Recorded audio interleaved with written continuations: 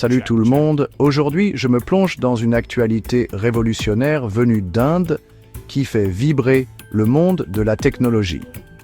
La première piste d'essai Hyperloop d'Inde vient d'être dévoilée à l'IIT Madras avec un soutien important du ministère des Chemins de Fer. Alors, qu'est-ce que cela signifie pour l'avenir des transports en Inde? Décomposons tout ça. Tout d'abord, la piste d'essai s'étend sur 422 mètres et a permis à une capsule Hyperloop de filer à la vitesse stupéfiante de 350 km/h. C'est une vitesse considérable. Ce projet marque une étape monumentale vers la réalisation du rêve d'un voyage ultra rapide et efficace en Inde.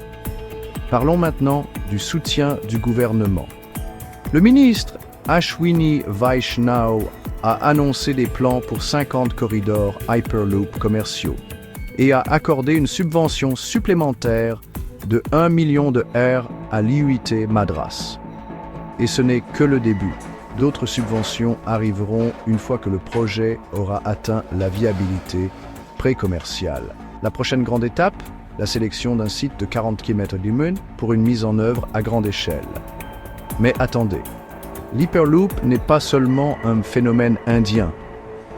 À l'échelle mondiale, nous avons vu des projets similaires aux États-Unis, au Canada, en Europe et au Moyen-Orient. Cependant, beaucoup d'entre eux ont rencontré des obstacles. Prenez Virgin Hyperloop, par exemple, malgré une levée de fonds de 450 millions de dollars, ils ont fermé leurs portes en raison de difficultés de commercialisation. Alors, quels sont les défis auxquels l'Inde pourrait être confrontée? Premièrement, la technologie est encore largement conceptuelle. Bien que les avantages soient alléchants, des obstacles importants subsistent. L'Inde part de zéro et la cohérence des politiques et des ressources sera essentielle.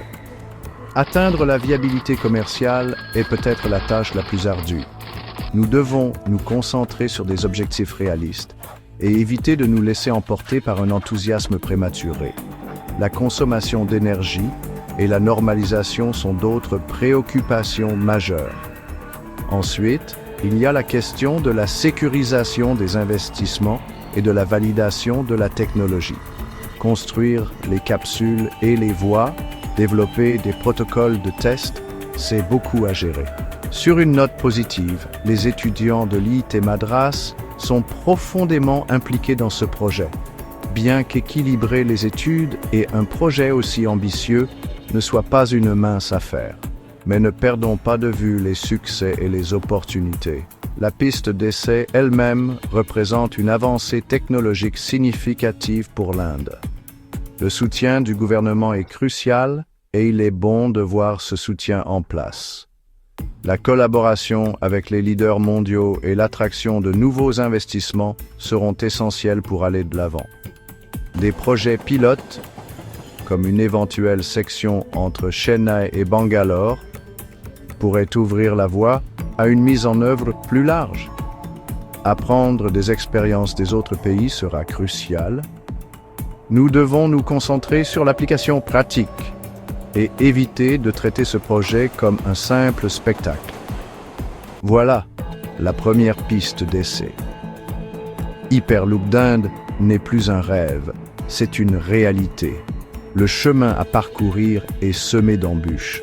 Mais avec des efforts constants et une planification intelligente, cela pourrait révolutionner les transports en Inde. Qu'en pensez-vous? Faites-le moi savoir dans les commentaires ci-dessous. N'oubliez pas d'aimer, de partager et de vous abonner pour plus d'informations sur les dernières technologies. À la prochaine!